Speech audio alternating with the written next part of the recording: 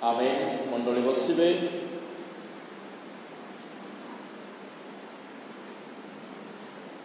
प्रभु महानामर धन्यवाद प्रशंसा हो। पुणी प्रभु नाम आप समस्त को आज पवित्र यही वाक्य अधिवेशन मध्य वाक्य आलोचना मध्य स्वागत करे। जेहेतु आम मैंने ईश्वर सबुठारु अधिका गोटे परामर्श पाइछु जे कान थिबा विश्वासी माने शुणिबा दरकार। एणुक आज रविवार एक नामकरण करा जाय अछि जार अर्थ शुण एक्साउदी। तामाने शुणिबा जे केते गुरुत्वपूर्ण एथिपाई आम्भ मानक एक स्वतंत्र रविवार दिन दिगला जे से शुणिबा उपरे तुमे ध्यान दियो। जेहेतु बाइबल रे स्वयं पिता परमेश्वर कहले तुम्भर कर्ण जदि आंभर उपरे अछि तेबे तुम्भे माने रक्षा पाइब, तुम्भे माने रोग ठारू आरोग्य कराजिबो, भिन्न भिन्न प्रकार विपद पड़ो। एक नूतन नियम जीशु ख्रीष्ट स्वयं कहले। जीशु बारंबार तांकरी शुणुवा लोक मानू से कहती जे जार कर्ण अच्छी से शुणु। एणुक बाइबल लिखा जाए माथ्यू 13 अध्याय 9 पदरे जीशु कहले जार कर्ण अच्छी शुणु। एक जीशुकर स्वर्गारोहण पर स्वयं पवित्र आत्मा मध्य कहले मंडलीगण को आत्मा कहते जार कर्ण अच्छी से शुणु। तामाने शुणिबा जे केते गुरुत्वपूर्ण अटे। जे पर्यंत कर्ण उन्मुक्त अच्छी जदि आमे प्रभुंकर कथा शुणी आसीअछु तेबे एक भल विश्वासी बोली आमे परिचित हो पारिबा। जेहेतु श्रवणर विश्वास उत्पन्न हुए। जे भल शुणी पारे से भल विश्वासी हो पारे। शुणिबा जे कर्णरे हुए से कथा नुह, शुणिबा आपणकर मन द्वारा हेबा दरकार। तेणुकरी मनर कर्ण अच्छी, मनर चक्षु अच्छी। जेमिति आमर बाह्य चक्षु कार्य करे सेमिति अंतरर चक्षु कार्य करे नाई। बाह्य चक्षु आपण को देखिबारे साहाय्य करे, अंतरर चक्षु बुझाइबारे साहाय्य करे। तेणुकरी प्रिय मोर ईश्वर लोक माने मनुष्य मध्य दुई प्रकार व्यक्तित्व थिबा कथा बाइबल कहे। गोटे है बाह्य पुरुष आ गोटे आंतरिक पुरुष। आंतरिक पुरुष रे शक्ति प्राप्त। आंतरिक पुरुष को मजबूत करने बोली बाइबल धर्मशास्त्र आम मान शिक्षा दे आसुचे। आज अंतर भितर शुणा चेष्टा करवा जे परमेश्वर कौन चाहती, परमेश्वर कौन कहती। जितेबाला आम गिरिजा को आसु आमे सब बेले आपणार आंतरिक जीवन नहीं प्रभु को शुणा दरकार। जदि आप अंतर सह शुणुंट मन सह शुणुंट निद आपन आक्रमण कर खाली कान देदेले किंतु मन देना सेठा शैतान पाए एक सुजोग हो से सहजरे आपन को धरी पकई पारे। जीशु बारंबार शिष्य मान को कहते तुम्हें जागृत थाओ, जागी रही प्रार्थना कर, कान शुणिले मनरे नेले ना, सहजरे शोई पड़ू। तेणुक मो प्रिय प्रभु लोक मैंने आज विश्वासी विश्वासिनी माने बिना साहाय्य कौन सी आत्मिक विषय साहाय्य करि पारंती नाही। प्रभु यह जानी आमे जते जण एठारे बसी अछु आम समस्त को गोटे गोटे साहाय्य दरकार। तेणुकरी आमर दैनंदिन जीवन रे मध्य साहाय्य विहुने आमे जीवनर सही लक्ष्य निकट को मध्य बेले बेले पहुंची न पारे। तेणु किसी किसी विषय साहाय्य दरकार। साहाय्य नेबा खराब विषय नुहे। କିଛି କିଛି ଲୋକ କହନ୍ତି ମୋତେ କାହାର ସାହାଯ୍ୟ ଦରକାର ହିଁ ନାହିଁ। ନା, ତାହା ଭୁଲ ଚିନ୍ତାଧାରା ଅଟେ। ପରସ୍ପରକୁ ସାହାଯ୍ୟ କରିବା ଦ୍ୱାରା କ'ଣ ହୁଏ, ଜଣେ ନିମ୍ନଗାମୀ ମନୁଷ୍ୟ ମଧ୍ୟ ଊର୍ଦ୍ଧ୍ୱଗାମୀ ଜୀବନ କାଟିପାରିବେ। ଆତ୍ମିକ ଜୀବନରେ ବଢ଼ୁଥିବା ଲୋକମାନେ, ମୁଁ ଆପଣମାନଙ୍କୁ ମଧ୍ୟ କହିବା ପାଇଁ ଚାହିଁବି, ଯେମିତି ଗୋଟିଏ ମନୁଷ୍ୟ ପାଇଁ ସାହାଯ୍ୟକାରିଣୀର ଆବଶ୍ୟକ ପଡ଼ିଲା, ସେଥିପାଇଁ ପ୍ରଭୁ ସାହାଯ୍ୟକାରୀ ହେଲ୍ପ ନିର୍ମାଣ କଲେ। ଯଦି ଆଦମଙ୍କ ଜୀବନରେ ସବୁଯାକ ହେଇପାରିଥାନ୍ତା, ମନୁଷ୍ୟର ସମ୍ପୂର୍ଣ୍ଣତ୍ୱ ରହିଯାଇଥାନ୍ତା, ତେବେ ପରମେଶ୍ୱର ହବାକୁ ସୃଷ୍ଟି କରିନଥାନ୍ତେ। ସାହାଯ୍ୟ ଦରକାର। ଆମର ଆଧ୍ୟାତ୍ମିକ ଜୀବନ ପାଇଁ ମଧ୍ୟ ସାହାଯ୍ୟ ଦରକାର। ଯେତେବେଳେ ଯୀଶୁ ତାଙ୍କରି ଶିଷ୍ୟମାନଙ୍କୁ ଗୋଟିଏ ଗଭୀର କଥା କହିଲେ, କ'ଣ କହନ୍ତି, ମୋହର ପ୍ରେରଣକର୍ତ୍ତାଙ୍କ ନିକଟକୁ ପ୍ରୟାଣ କରୁଅଛି। ଶିଷ୍ୟମାନେ ଚୁପ୍ ହେଇଗଲେ। ଏ କ'ଣ କହୁଛନ୍ତି? ଆଙ୍କ ମୁହଁରେ ନା ପ୍ରଶ୍ନ ଥିଲା ନା ଉତ୍ତର ଥିଲା। ଏମାନେ ଅବାକ୍ ହେଇକି ରହିଗଲେ ଯେ ପ୍ରଭୁ ଯେଉଁ କଥା କହିଲେ ଯେ ଆମ୍ଭମାନଙ୍କୁ କ'ଣ ସେ ଛାଡ଼ିକି ଚାଲିଯିବାକୁ ବାହାରିଲେ। ଏହି କେତେ ଗୋଟି ବର୍ଷର ଯୀଶୁଙ୍କର ସଙ୍ଗତି ଶିଷ୍ୟମାନଙ୍କୁ ଯେ କେବଳ ଆତ୍ମିକ ଶିକ୍ଷା ସେମାନେ ପାଇଲେ ସେ କଥା ନୁହେଁ। ଶିଷ୍ୟମାନଙ୍କର ମଧ୍ୟ ଅନେକ ଶତ୍ରୁ ଉତ୍ପନ୍ନ ହୋଇଗଲେ। ଯେମିତି ଯୀଶୁଙ୍କର ଜୀବନ କାଳରେ ଯୀଶୁଙ୍କୁ ହିଁ ବଧ କରିବା ପାଇଁ ଅନେକ ଲୋକଙ୍କର ଷଡ଼ଯନ୍ତ୍ର ଚାଲୁଥିଲା। ଏଣୁକରି ମୁଁ ଆପଣମାନଙ୍କୁ କହିବା ପାଇଁ ଚାହେଁ, ଆପଣ ପ୍ରଭୁଙ୍କର ଶିଷ୍ୟ ଶିଷ୍ୟା ଅଟନ୍ତି। ଆମେ ଯେତେବେଳେ ପ୍ରଭୁଙ୍କର ସହିତ ବଞ୍ଚି ଆସିଲୁ, ଏବେ ପ୍ରଭୁ ଆମ୍ଭମାନଙ୍କୁ ଯେଉଁ ମହାପ୍ରତିଜ୍ଞା ନିକଟକୁ ନେବା ପାଇଁ ବୋଲି ପ୍ରତିଜ୍ଞା କଲେ, ସେଥିରେ ଯିବା ପର୍ଯ୍ୟନ୍ତ ଆପଣଙ୍କର ପଛରେ ମଧ୍ୟ ଶତ୍ରୁର ଷଡ଼ଯନ୍ତ୍ର ରହିପାରିବ। ଏକଥା ନିରାଟ ସତ୍ୟ ଅଟେ ଯେ ବାଇବଲ ମଧ୍ୟ ପ୍ରମାଣ ଦିଏ ଯେ ଭଲ ବିଶ୍ୱାସୀ ପକ୍ଷରେ ବେଳେବେଳେ ଖରାପ ବିଷୟ ଗୁଡ଼ାକ ମାଡ଼ି ଆସିଅଛନ୍ତି।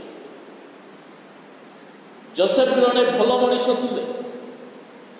ତାଙ୍କର ହୃଦୟର ସକଳ କଥା ନିଜର ଲୋକମାନଙ୍କ ମଧ୍ୟରେ ସେ ସେୟାର କରୁଥିଲେ। ଏହା ତାଙ୍କର ନିଜର ଭାତୃଗଣ ମଧ୍ୟରେ ସଭା ଦେଲା ନାହିଁ। ତାହାଙ୍କୁ ବଧ କରିବା ପାଇଁ, ତାହାଙ୍କର ରକ୍ତପାତ କରିବା ପାଇଁ ମଧ୍ୟ ତାଙ୍କର ନିଜ ଲୋକମାନେ ବାହାରି ପଡ଼ିଲେ।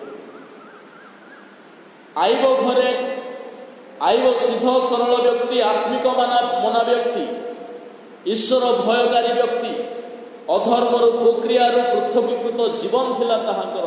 ତାଙ୍କର ନିଜର ଘରେ ହିଁ ତାହାଙ୍କୁ ପ୍ରଭୁଙ୍କ ଠାରୁ ପୃଥକ କରିବା ପାଇଁ ବୋଲି ଜଣେ ବ୍ୟକ୍ତିତ୍ୱ ଥିଲେ, ତାଙ୍କର ସହଧର୍ମୀ। ଭଲ ଲୋକମାନଙ୍କ ପଛରେ ବେଳେବେଳେ କ'ଣ ହେଇଯାଏ, ବିପଦ ଗୁଡ଼ାକ ମାଡ଼ି ଆସେ। ପ୍ରଭୁ ଏଥିପାଇଁ ଜାଣିଛନ୍ତି ଯେ ଆମ୍ଭର ବିଶ୍ୱାସୀ ଯେଉଁମାନେ ମୁଁ ଗଲା ପରେ ପୁନରୁତ୍ଥାନର ପ୍ରତିଜ୍ଞାକୁ ନେଇ ବଞ୍ଚିବେ, ସେମାନେ ନିଜର ଶକ୍ତି, ଜ୍ଞାନ, କୌଶଳ ଦ୍ୱାରା ସେମାନେ ପାରିବେ ନାହିଁ। ତେଣୁକରି ପ୍ରଭୁ ଆମ୍ଭମାନଙ୍କୁ ଗୋଟିଏ ସାହାଯ୍ୟକାରୀକୁ ପଠାଇବାର ପ୍ରତିଜ୍ଞା କଲେ, ପବିତ୍ର ଆତ୍ମା। ମୁଁ ଆଜି କହିଦେବା ପାଇଁ ଚାହିଁବି, ପରମେଶ୍ୱରଙ୍କର ଆତ୍ମା କେମିତି ଆପଣଙ୍କ ଜୀବନରେ କାର୍ଯ୍ୟ କରିବେ। ଆପଣ ଯଦି ବାସ୍ତବରେ ପ୍ରଭୁଙ୍କର ଶିଷ୍ୟ ଅଟନ୍ତି, ତେବେ ପରମେଶ୍ୱରଙ୍କର ଆତ୍ମା ଆପଣଙ୍କୁ କେଉଁ ପ୍ରକାର ସାହାଯ୍ୟ କରିବେ। ଆମେ ମନୁଷ୍ୟର ସାହାଯ୍ୟ ନେଉ, ଅସ୍ତ୍ରଶସ୍ତ୍ରର ଜଗତର ଜ୍ଞାନ କୌଶଳର ସାହାଯ୍ୟ ନେଉ, ଭିନ୍ନ ଭିନ୍ନ ପ୍ରକାରର ଉପକରଣ ଗୁଡ଼ାକର ସାହାଯ୍ୟ ନେଉ। କିନ୍ତୁ ଯଦି ଆପଣ ପବିତ୍ର ଆତ୍ମାଙ୍କର ସାହାଯ୍ୟ ନେଇନାହାନ୍ତି, ଆତ୍ମିକ ଜୀବନରେ ଅଧପତିତ ହେଇଯିବେ। ଆପଣଙ୍କୁ ଉଠାଇବା ପାଇଁ କେବଳ ଗୋଟିଏ ମାତ୍ର ଏନର୍ଜି ଦରକାର, ଦ ଡିଭାଇନ୍ ଏନର୍ଜି, ସ୍ପିରିଚୁଆଲ ଏନର୍ଜି। ଆଉ ତାହା କେବଳ ପବିତ୍ର ଆତ୍ମାଙ୍କ ଦ୍ୱାରା ହିଁ ଆମେ ପାଇପାରିବା। ତେବେ ଏଠାରେ ଯୀଶୁ ଶିଷ୍ୟମାନଙ୍କୁ କହୁଛନ୍ତି, ଯଦି ଆମେ ପଢ଼ୁ ସେହି ପଦ 7 ପଦରେ ଲେଖାଯାଏ, କିନ୍ତୁ ମୁଁ ତୁମ୍ଭମାନଙ୍କୁ ସତ୍ୟ କହୁଅଛି, ମୋହର ପ୍ରସ୍ଥାନ କରିବାରେ ତୁମ୍ଭମାନଙ୍କର ମଙ୍ଗଳ। କାରଣ ମୁଁ ପ୍ରସ୍ଥାନ ନ କଲେ ସେ ସାହାଯ୍ୟକାରୀ ତୁମ୍ଭମାନଙ୍କ ନିକଟକୁ ଆସିବେ ନାହିଁ, ମାତ୍ର ମୁଁ ଗଲେ ତାହାଙ୍କୁ ତୁମ୍ଭମାନଙ୍କ ନିକଟକୁ ପଠାଇଦେବି। ତାମାନେ ଯୀଶୁ ଏକ ପ୍ରତୀକ୍ଷା କଲେ, ମୁଁ ଯେତେବେଳେ ସ୍ୱର୍ଗକୁ ଆରୋହଣ କରିବି ତୁମ୍ଭମାନଙ୍କୁ ଅନାଥ କରିକି ଯିବି ନାହିଁ, ତୁମ୍ଭମାନଙ୍କୁ ସାହାଯ୍ୟ କରିବା ପାଇଁ ଜଣେ ପାରାକ୍ଲିଟୋସ୍ କୁ ମୁଁ ପଠାଇବି। ଆଉ ସେ କିଏ ଅଟନ୍ତି? ହୋଲି ସ୍ପିରିଟ୍। କଣ ସାହାଯ୍ୟ କରନ୍ତି ପବିତ୍ର ଆତ୍ମା? ପବିତ୍ର ଆତ୍ମାକୁ ଗ୍ରୀକ ଭାଷାରେ ପାରାକ୍ଲେତେ ବୋଲି କୁହାଯାଏ, ପାରାକ୍ଲିଟୋସ୍ ବୋଲି ମଧ୍ୟ କୁହନ୍ତି। କିନ୍ତୁ ରୁଟ୍ ୱାର୍ଡ ପାରାକ୍ଲେତେରୁ ପାରାକ୍ଲିଟୋସ୍ ଆସିଅଛି, ଯାହାର ଦୁଇଟା ମିନିଂ ଅଛି। ଗୋଟିଏ ହେଲା ହେଲ୍ପର, ଆଉ ଗୋଟିଏ ଆଡଭୋକେଟ୍, ଦ ଲିଗାଲ ଆଡଭାଇଜର। ତାମାନେ ପବିତ୍ର ଆତ୍ମାଙ୍କର ନାଁରେ ଯେଉଁ ସକଳ ବିଷୟ ଅଛି ତାହା ଆପଣଙ୍କର ଜୀବନରେ ମଧ୍ୟ ପ୍ରଦର୍ଶନରେ ପରିଣତ ହେବ। ସେ ସାହାଯ୍ୟକାରୀ। କେମିତି ସାହାଯ୍ୟ କରିବେ? ପବିତ୍ର ଆତ୍ମା ବେଳେବେଳେ ଆମେ ଅବୁଝା ଜ୍ଞାନରେ ପବିତ୍ର ଆତ୍ମାଙ୍କୁ ପାଇଛୁ ବୋଲି ଚିତ୍କାର କରୁଥାଉ, କିନ୍ତୁ ପବିତ୍ର ଆତ୍ମା ପାଇଥିବା ବିଶ୍ୱାସୀର ଗୁଣ କ'ଣ ରହିବ? ବେଳେବେଳେ ଆମର ମନର ଜ୍ଞାନରେ ଏତିକି ଟିକେ ଧାରଣା ଥାଏ ନା, ସେତିକିରେ ଆମେ ଭାବି ଦେଉ ଯେ ପବିତ୍ର ଆତ୍ମା ଏଇଟା ବୋଲି। ଆରେ ପବିତ୍ର ଆତ୍ମା ହେଲେ ତ୍ରିଏକ ପରମେଶ୍ୱରଙ୍କର ଗୋଟିଏ ବ୍ୟକ୍ତିତ୍ୱ, ପିତା ପୁତ୍ର ପବିତ୍ର ଆତ୍ମା। ତାହାଙ୍କୁ ବୁଝିବା ପାଇଁ ମଧ୍ୟ ଆମ୍ଭମାନଙ୍କୁ ପ୍ରାର୍ଥନା ଦରକାର। ବିନା ପ୍ରାର୍ଥନାରେ ଆମେ ବେଳେବେଳେ କହିଦେଉ ଯେ ଏଇଟା ହିଁ ପବିତ୍ର ଆତ୍ମା। ମୋ ପ୍ରିୟ ଈଶ୍ୱରଙ୍କ ଲୋକମାନେ 3-4 ଗୋଟି କାର୍ଯ୍ୟ ସାଧନ କରାନ୍ତି ପବିତ୍ର ଆତ୍ମା ଯଦି ଆପଣଙ୍କ ଜୀବନରେ ଆସିଯିବେ। ପ୍ରଥମ ବିଷୟ, ପବିତ୍ର ଆତ୍ମା କ'ଣ କାର୍ଯ୍ୟ କରନ୍ତି, କେଉଁଠାରେ କାର୍ଯ୍ୟ କରନ୍ତି? ଚିଠ ବାକ୍ୟରେ ଆମେ ଯାହା ପଢ଼ୁଛୁ, ଏଫେସୀୟ 3 ଅଧ୍ୟାୟ ପ୍ରଥମ କାର୍ଯ୍ୟ, 3 ଅଧ୍ୟାୟର 16 ପଢ଼ନ୍ତୁ।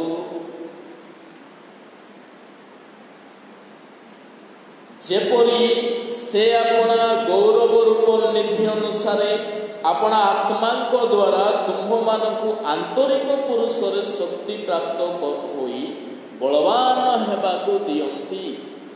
ତାମାନେ ପବିତ୍ର ଆତ୍ମାଙ୍କର ସର୍ବପ୍ରଥମ କାର୍ଯ୍ୟ କ'ଣ ଅଟେ? ଯେ ଏହା ଆପଣଙ୍କର ଆନ୍ତରିକ ପୁରୁଷ, ଆପଣଙ୍କର ମନ ଭିତରେ ମଧ୍ୟ ଗୋଟେ ମଣିଷ ଅଛି, ଜାଣିଛନ୍ତି କି ନାହିଁ?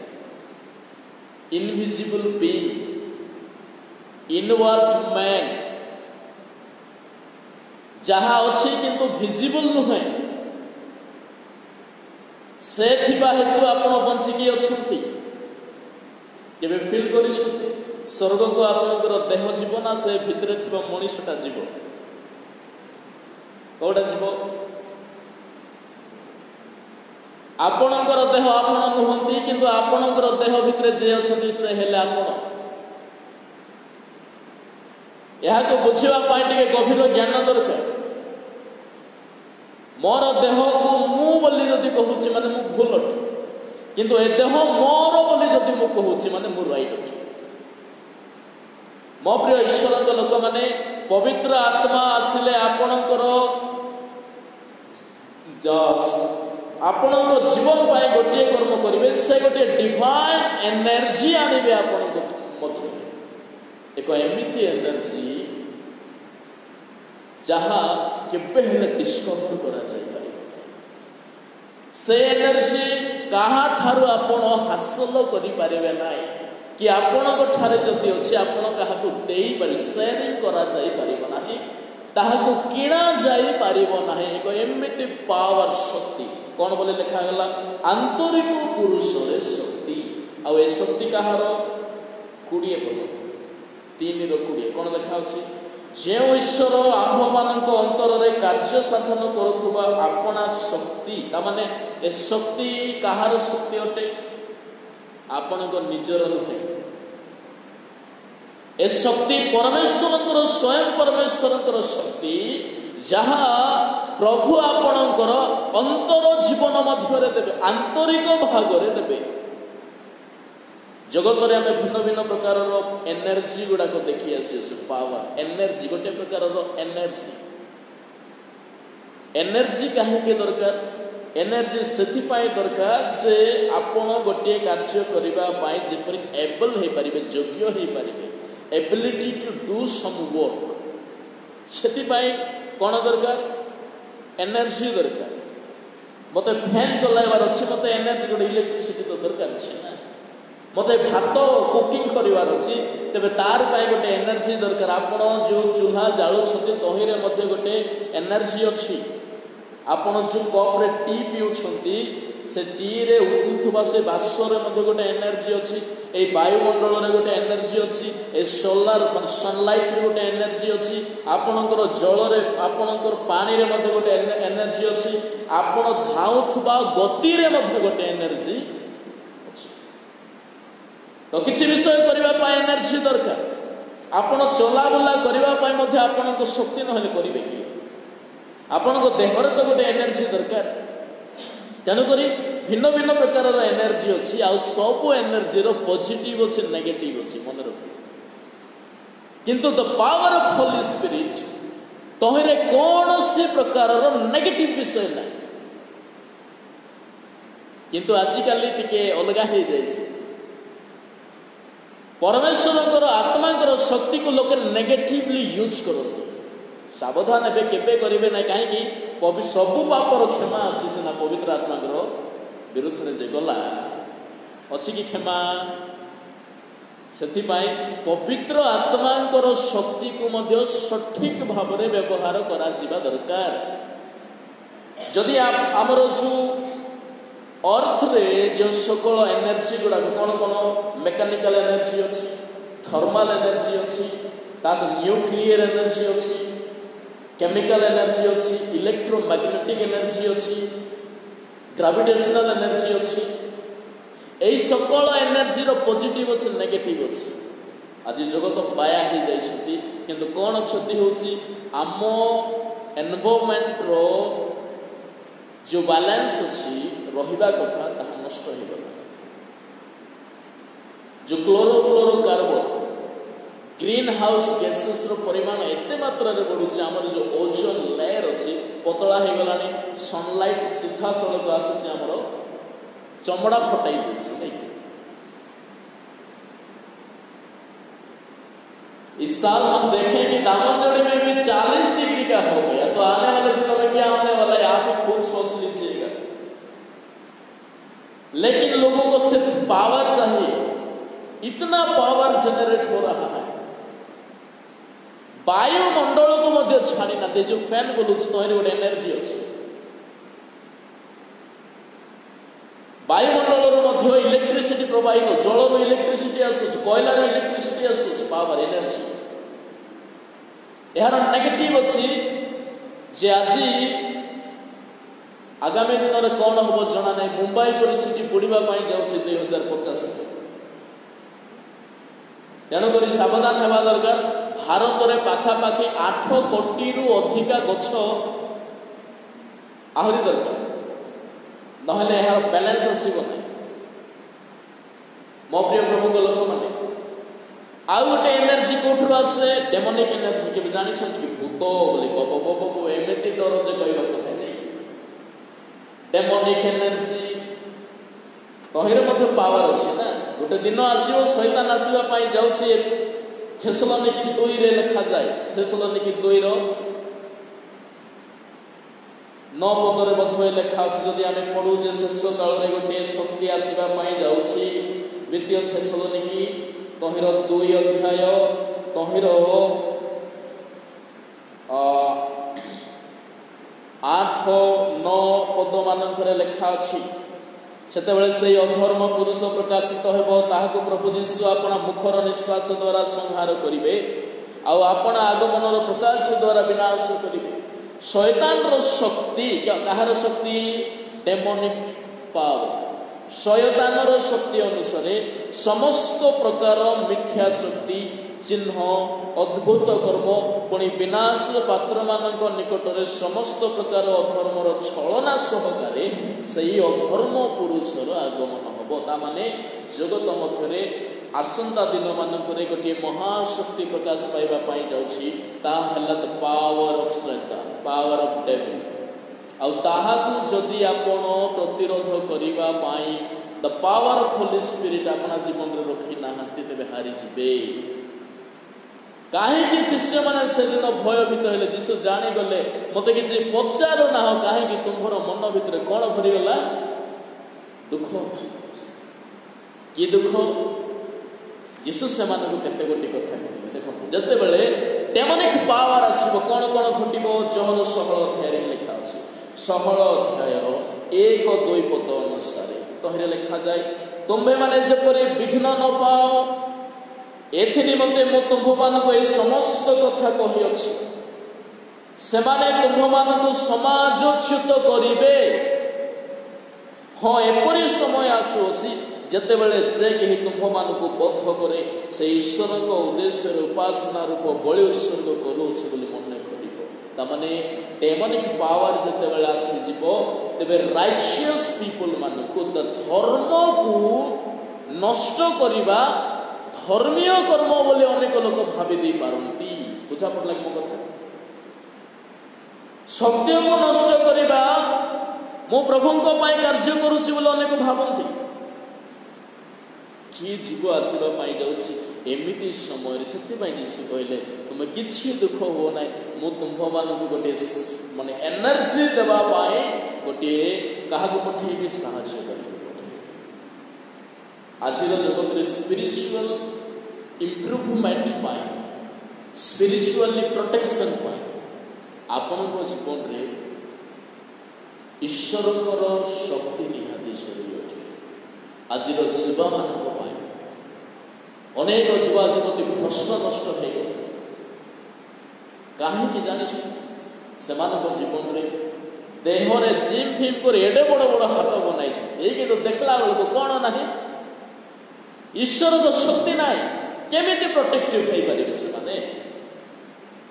ମୋ ପ୍ରିୟ ଈଶ୍ୱରଙ୍କ ଲୋକମାନେ, ଡେମୋନିକ୍ ପାୱାର କ'ଣ କରେ ଯେ ତାହା ମଧ୍ୟ କେତେ ଗୋଟି ସୋର୍ସରୁ ଆସେ। ମ୍ୟାଜିକ୍ରୁ ଆସିବ, ଆଉ କ'ଣ ନେକ୍ରୋମାନ୍ସି ମାନେ କାଲା ଯାଦୁ, ଏ ସକଳ ବିଷୟରୁ ଡେମୋନିକ୍ ପାୱାର ଆସେ। ଆଉ ତାହା କ'ଣ କରେ? ମେନଲି ତାହାର 3-4 ଗୋଟି କାର୍ଯ୍ୟ। ପ୍ରଥମ କାର୍ଯ୍ୟ, ଆପଣଙ୍କୁ ଫିଜିକାଲି ଆଉ ମେଣ୍ଟାଲି ମ୍ୟାନିପୁଲେଟ୍ କରିବା ପାଇଁ ଚେଷ୍ଟା କରିବେ, ବାନ୍ଧି ପକାଇବା। ଆପଣ ମୁକୁଳି ପାରିବେ ନାହିଁ। କାହାକୁ ମାରିବା ପାଇଁ ଚାଲରେ ଏଇଟା ପ୍ରଭୁ କହୁଛନ୍ତି ବୋଲି ମାରିବା ପାଇଁ ଧାଉଁଛନ୍ତି। ଆଜି ମଧ୍ୟ ଚାଲିଲାନି। এই ପାୱାର ଯଦି ଥିବ ସତ୍ୟତାରୁ, ରିଏଲିଟିରୁ ସମ୍ପୂର୍ଣ୍ଣ ଗୋଟେ ଲୋକ ପୃଥକ ହେଇଯିବ। ଅଧର୍ମ କରିବା ତାହାରି ପାଇଁ ଈଶ୍ୱର କର୍ମ ତୁଲ୍ୟ ଲାଗିବ। ତେଣୁକରି ଲୋକେ ରକ୍ତପାତ କରିବା ସମୟରେ କ'ଣ ବୋଲି ଭାବିବେ? ଈଶ୍ୱରଙ୍କ ଉଦ୍ଦେଶ୍ୟରେ ମୁଁ ବଳିଦାନ ଉତ୍ସର୍ଗ କରୁଛି। ମୋ ପ୍ରିୟ ପ୍ରଭୁଙ୍କ ଲୋକମାନେ, ତେଣୁକରି ମୁଁ ଆପଣମାନଙ୍କୁ କହିବା ପାଇଁ ଚାହେଁ ଯେ ଈଶ୍ୱରଙ୍କର ଶକ୍ତି ଯଦି ଆପଣଙ୍କର ଜୀବନରେ ଆସିବ ତେବେ କ'ଣ କାର୍ଯ୍ୟ ହେବ? ଏହାର କୌଣସି ନେଗେଟିଭ୍ ନାହିଁ। କିନ୍ତୁ ଆଜିକାଲି କ'ଣ ଅଛି? ପବିତ୍ର ଆତ୍ମା ପାଇଛୁ ବୋଲି ଝଗଡ଼ା ହେବାଟା ଛାଡ଼ି ନାହାନ୍ତି। ଏମିତି ଝଗଡ଼ା ଯେ 2ଟା ଫ୍ୟାମିଲି ଭିତରେ ଝଗଡ଼ା, ପବିତ୍ର ଆତ୍ମାର ଝଗଡ଼ା ମଧ୍ୟ ବାହାର କଲେଣି। ଝଗଡ଼ା ହେବା ସମୟରେ ଗଳା ଫଳା ଯଦି ଖରାପ ହେଇଯିବ ବୋଲେ ତମର ପାଇଁ ଆତ୍ମାଙ୍କର ପାଣି ମୁଁ ବନେଇକିରି ବିକିବି, ତମେ ନିଅ କିଣ। ଝଗଡ଼ା ହେଲା ବେଳେ ତମର ଗଳା କେବେ ଖରାପ ହେବ ନାହିଁ। କିଛି କିଛି ଗାଁ ମାନଙ୍କରେ ସେମିତି ଚାଲିଛି। ପ୍ରାର୍ଥନା ପାଣି ବଟଲ ରଖିଛନ୍ତି। ଟିକେ ଗଳା ଯଦି ଖରାପ ହେଇଗଲା ବୋଲେ ସାଙ୍ଗେ ସାଙ୍ଗେ, ମୁଁ ଥରେ କହୁଥିଲି ବୋଧେ ନା, 2ଟା ସ୍ତ୍ରୀ ଏମିତି ଝଗଡ଼ା ହେଉଥିଲେ, ଗୋଟେ ସ୍ତ୍ରୀର ଗଳା ବସିଗଲା, ଶବ୍ଦ ବାହାରିଲା ନାହିଁ। ସେ ସ୍ତ୍ରୀ କ'ଣ କରିଛି? ସାଙ୍ଗେ ସାଙ୍ଗେ ଯାଇ ପ୍ରାର୍ଥନା ପାଣି ପିଇ ଆସିକରି ଆହୁରି ଜୋରରେ ପାଟି କରିଛି। ଏବେ ଏଇଟା ହେଲା ଆଜିକାଲିର ଯୁଗର ହୋଲି ସ୍ପିରିଟ୍ ପାଇଥିବା ଲୋକମାନଙ୍କର କଥା। ସମସ୍ତେ ସେମିତି ନୁହଁ, ମୁଁ ସମସ୍ତଙ୍କ କଥା କହୁନି। ଭଲ ବିଶ୍ୱାସୀ ଅଛନ୍ତି, ପବିତ୍ର ଆତ୍ମାରେ ପୂର୍ଣ୍ଣ ହୋଇ ସେମାନେ ପରଭାଷା ସହିତ ପ୍ରଭୁଙ୍କର ଗୌରବ କରନ୍ତି। ଏମିତି ବିଶ୍ୱାସୀ ମାନେ ଅଛନ୍ତି, ରହିବା ଦରକାର ମଣ୍ଡଳୀରେ। ଯେମାନେ ଧାର୍ମିକ ଜୀବନ କାଟିବା ପାଇଁ ଆହୁରି ଚେଷ୍ଟା କରୁଛନ୍ତି ପବିତ୍ର ଆତ୍ମା ପାଇଥିବା ଲୋକମାନେ ଅଧର୍ମରୁ ପୃଥକ ରହିବା ପାଇଁ ଚେଷ୍ଟା କରୁଛନ୍ତି। ଏମାନେ ହେଲେ ବାସ୍ତବରେ ଯେଉଁମାନେ କି ହୋଲି ସ୍ପିରିଟ୍ ପାଇଛନ୍ତି। କିନ୍ତୁ ଆଜିକାଲିର ହୋଲି ସ୍ପିରିଟ୍ କିଛି କିଛି ମଣ୍ଡଳୀରେ ଏମିତି ଶିକ୍ଷା ମାନେ ଥିବ, ଅମୁକ ମଣ୍ଡଳୀ ସାଙ୍ଗରେ ମିଶିବ ନାହିଁ, ଦେଖ ଅମୁକ ଲୋକମାନଙ୍କର ନା ନା ନା, ଆପଣଙ୍କୁ ଯଦି ସଙ୍ଗତିରୁ ଯଦି ପୃଥକ ଡିଭିଜନ କ୍ରିଏଟ୍ କେବେ ପବିତ୍ର ଆତ୍ମା ଡିଭିଜନ କରନ୍ତି କି? କେବେ ନାହିଁ, କେବେ ନାହିଁ। ବେଳେବେଳେ ହୋଲି ସ୍ପିରିଟ୍ ପାଇଛି ବୋଲେ ଆତ୍ମଗର୍ବ ପଡ଼ି ଯାଇଥିବ। କେମିତି ମୁଁ ଏଇ ହୋଲି ସ୍ପିରିଟ୍ ପାଇଛି ତମର ପରା ନାହିଁ ବୋଲେ ସେଟା କେମିତିଟା ସେଟା ପବିତ୍ର ଆତ୍ମା ତମ ମାନେ ପାଇଛ କି? ମୁଇଁ ସିନା ପାଇଛି, এটা আত্মগর্ব করছে। পবিত্র আত্মা এই কার্য কেবে করা যাব নাই যেমানে বাস্তবরে হোলি স্পিরিটକୁ পাইছে। পবিত্র আত্মা যেমানে পাଆନ୍ତି ସେମାନଙ୍କର ଯେଉଁ লিভিং ସେନ୍ସ ଅଛି ଆକ୍ଟିଭ ହେଇଯାଏ, ଆକ୍ଟିଭ ହେଇଯାଏ। କିନ୍ତୁ ଆଜିକାଲି ଉଲ୍ଟା ହେଉଛି, ପବିତ୍ର ଆତ୍ମା ପାଇଲେ ବୋଲିକିରି ଫୁଲ ଫଲ ହେଇଯାଉଛନ୍ତି, ତାଙ୍କର ହୋସ୍ ନାହିଁ। ଏଇଟା ହୋଲି ସ୍ପିରିଟ୍ ନାହିଁ। ଆପଣଙ୍କର ଲିଭିଂ ସେନ୍ସକୁ ଆକ୍ଟିଭ କରେ। ଯେଉଁଟା ଯେଉଁ ଜାଗାରେ ଆପଣ ବୁଝିପାରି ନଥିଲେ ନା ହୋଲି ସ୍ପିରିଟ୍ ଆସୁ ଆପଣ ବୁଝିବାଟା ଆରମ୍ଭ କଲେ, ଆପଣଙ୍କର ଅଣ୍ଡରଷ୍ଟାଣ୍ଡିଂ ଓପେନ୍ ହେଇଯାଏ ଯେତେବେଳେ, ଦେନ୍ ଆପଣ କ'ଣ ପାଇଛନ୍ତି? ପବିତ୍ର ଆତ୍ମା ପାଇଛନ୍ତି। ମୋ ପ୍ରିୟ ଈଶ୍ୱରଙ୍କ ଲୋକମାନେ, ପବିତ୍ର ଆତ୍ମା ଯଦି ଆପଣଙ୍କ ଜୀବନରେ ଆସିବ କ'ଣ କ'ଣ ହେବ? ଆମେ କ'ଣ ବାହାର କରିଥିଲୁ? ଏଫିସି ଦେଖନ୍ତୁ, ପବିତ୍ର ଆତ୍ମାଙ୍କ ଶକ୍ତି ଯଦି ଥିବ କ'ଣ କ'ଣ କାର୍ଯ୍ୟ କରେ? 3 ଅଧ୍ୟାୟର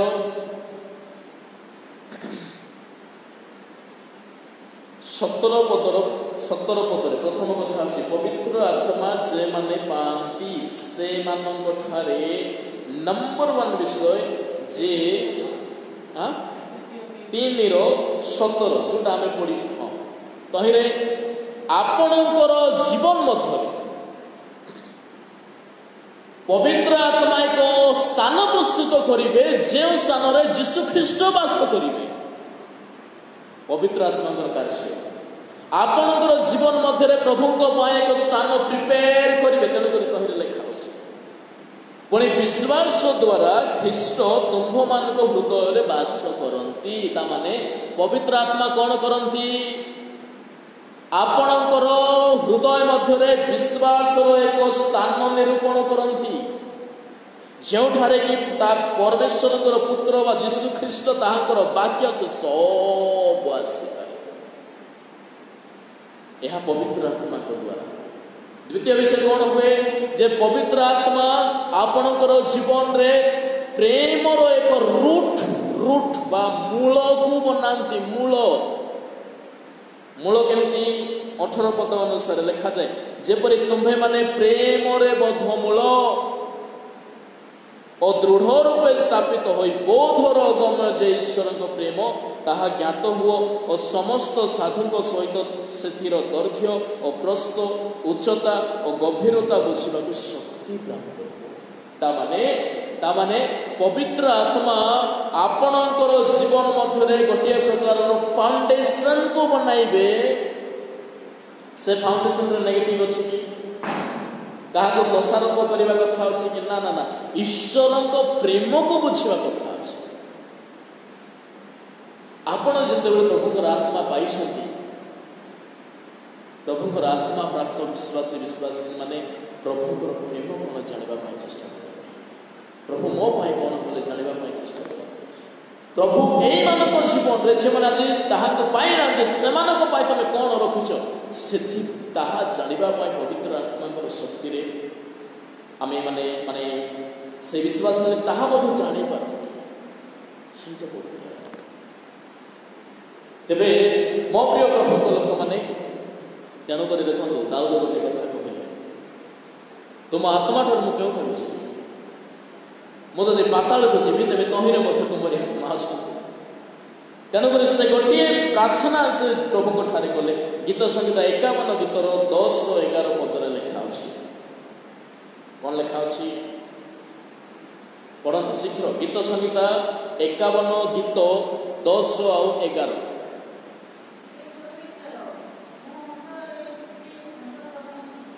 मो हृदय सूची अंतकरण तुम्हें सृष्टि कर।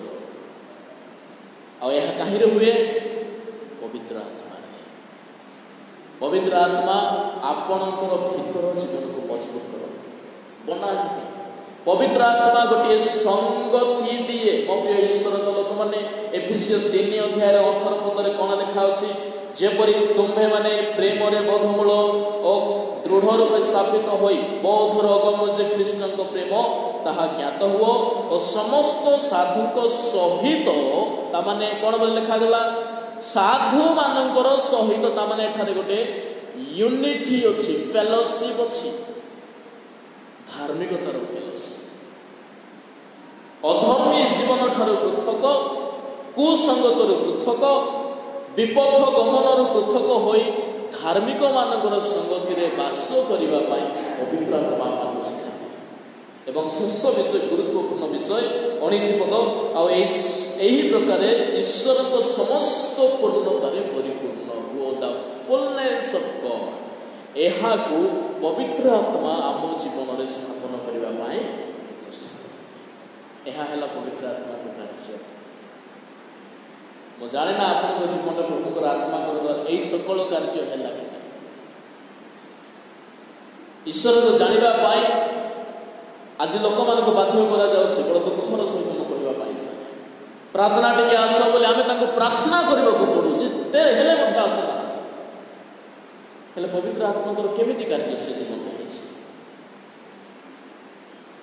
वाक्य टिके सुनिबा पाई आंभ मानकू गुहारी करने को पड़ुसी विश्वासी मान बण ख्रीस्टान कथा को कहू ना आज विश्वासी मानू आमे जदि वाक्य शुणाइबा पाए बोली से पाखरे जाई गुहारी करूछु तेबे पवित्र आत्मा कौन वास्तव में से जीवन में ए सकल कार्य करिसथि ना नाई कि से चाहते ना जे पवित्र आत्मा ये कार्य आम जीवन में मते करत।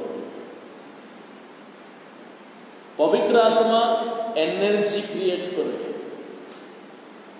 आउ देखंतु एई जो पवित्र आत्मा शक्ति जदि आसीगला अपन जीवन रे ना जीवन रे जहाँ है जाओ केबे हेला अपन को जगह हारे देहर बल केते दिन थिबो एकी कहले 40 पर लूल हे जाउ सब किंतु आंतरिक शक्ति जदि मजबूत हे कि अछि आमको ए देहरे बल थाओ न थाओ जीर्ण शीर्ण हे गले मध्य आयुबंग परि जीवन थिबा मानकर यह पवित्र आत्मा कार्य अटे।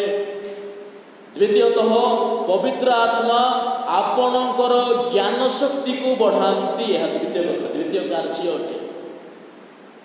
आमे तो बेले बेले खाली एतिकी खाली जानिछु पवित्र आत्मा मते गीत गाइबारे सहाय्य करूछंती वाक्य पढ़िबारे सहाय्य ताहा मते करूछंती किंतु कौन कौन कराती पवित्र आत्मा आपणकर ज्ञान को बढ़ाइबारे ज्ञान शक्ति को वृद्धि कर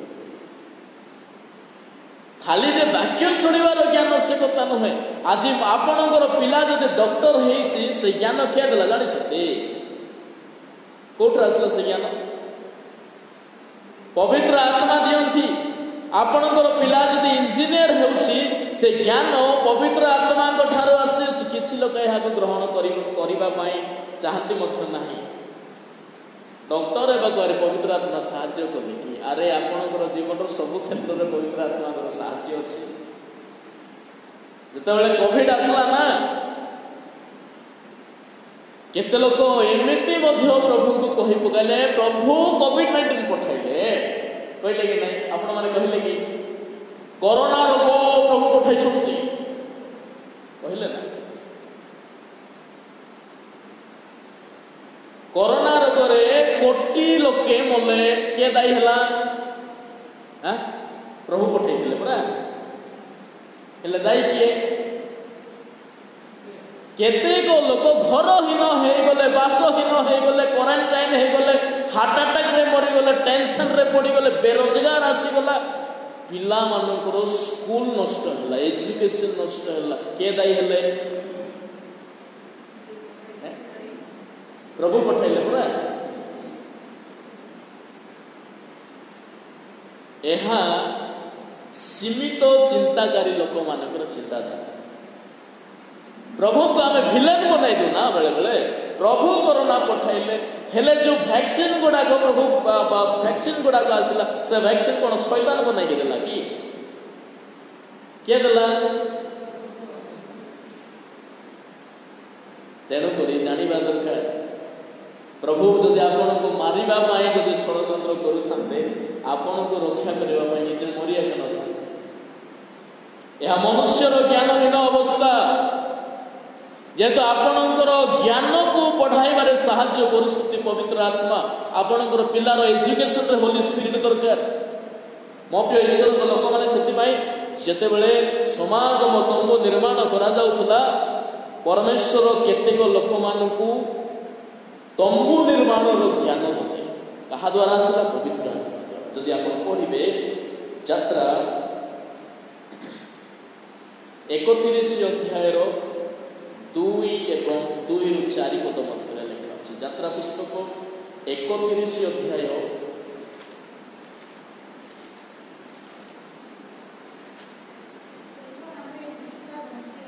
देखो आम्भे जेहुदा वंशीय हुरर पुत्र उरीर पुत्र बसलेल को नाम धरी डाकिलु पुणी शिल्पकर्म अर्थात स्वर्ण रौप्य और पितल खोदन और खचनार्थक मणिकर्तन और काष्ठ खोदन प्रकृति सर्वप्रकार शिल्पकर्म कारणार्थे ताहाकु 5 पद ताहाकु ज्ञान बुद्धि विद्या और कर्म नैपुण दायक परमेश्वर को आत्मार परिपूर्ण एठार कौन कौन अच्छी शिल्पकर्म आर्किटेक्ट जे कि डिजाइन करे निर्माण करे तेबे एहा जदि आजिकल लांगुएज रे कहबो तेबे ए तो स्कूल रे जाई पढ़ी पळा आसला सेति पई सिना जानि परिथिला बोधे ना ना ना ना पवित्र आत्मा आपणकर टैलेंट को इंप्रूव करथि आमर पिला मानक जीवन से कहवाई चाहे आपणकर पिला को पवित्र आत्मा शक्ति निहाती दरकार से जदि आहरी जीवन में बहुत किसी करू पालक होगा कहूना कि खाली वाक्य पढ़ाई कि वाक्य बुझापी होली स्पिरिट दरकार से कथा नुह आपणकर पिलार वेल फ्यूचर पवित्र आत्मा साहाय्य दरकार कहीं सकल ज्ञानर आत्मा से ही परमेश्वर ठार आसे मो प्रिय ईश्वर लोक मैंने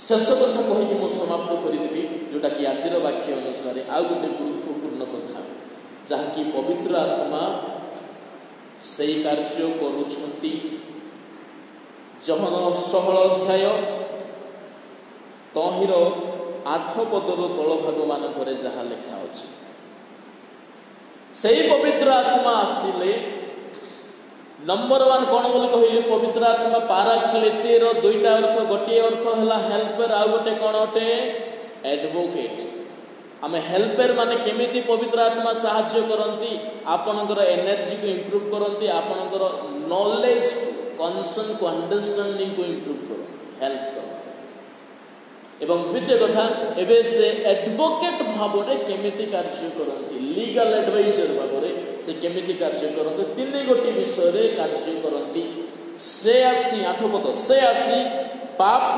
धार्मिकता और विचार विषय रे जगत को प्रमाण देवे ता माने एबे से एडवोकेट कौन करे आईन अनुसायी जड़े लोकर दोष हो बा निर्दोष अवस्था हो ताहाको देखाइबा चेष्टा कर पवित्र आत्मा मते ताहा कर पवित्र आत्मा आपणकर पाप को चिन्हट कराइबे जे एहा पाप आज जदि पवित्र आत्मा नथांते तेबे आमे पाप को जानि नथांते जानि पाप बुझी नथांते कौन पाप अधर्म बढ़ी बढ़ी चली था आम अधर्म मुक्ति हो पारि न था कहीं पापर पाप कौन आमको जना न था तेणु गोटे अंश बाइबल गोटे अंश ए तीनटा कथार विषय लिखा अच्छी। पवित्र आत्मा पाप विषय सतर्क कराउथिले, धार्मिकतार जीवन काटिबा पई उत्साहित करुथिले।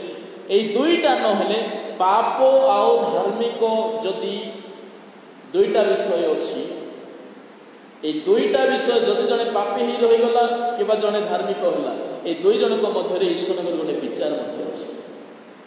धार्मिकर विचार अनंत जीवन, पापीर विचार कौन अटे अनंत मृत्यु, जमती कि से जगत प्रति विचारित होला।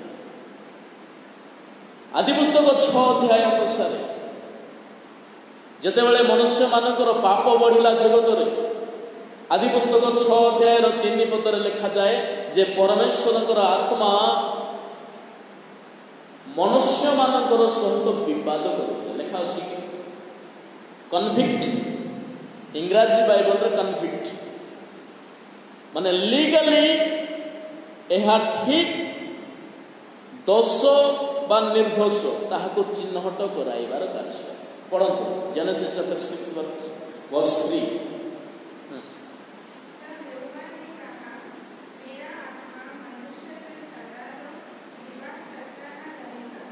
परमेश्वर कहले मोहर आत्मा मनुष्य मान सहित सर्वदा विवाद करिवे नाई। तार अर्थ कौन अटे जेतेबेले मनुष्य मानकर पाप बढ़ी बढ़ी जाउथला, परमेश्वर आत्मा सेमानकर दोष देखाउथले, एमाने निजर दोष को मानिबा पई इच्छा कले ना।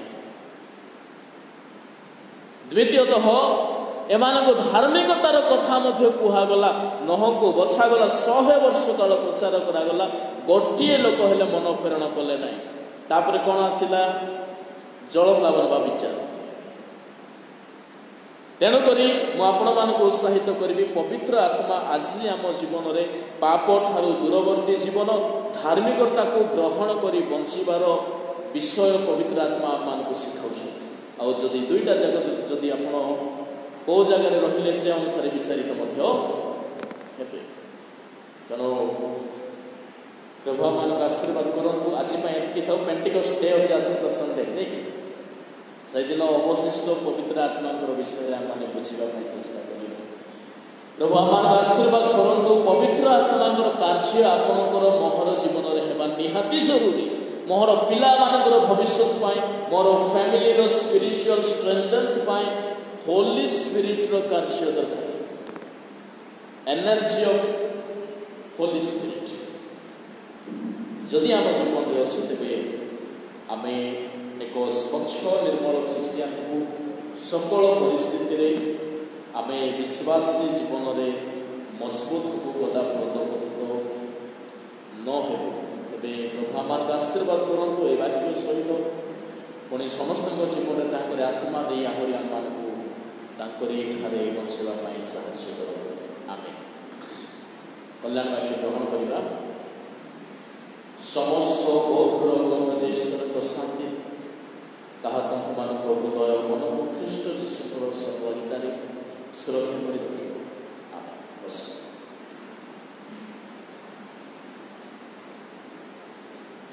बाबू आसवे नाम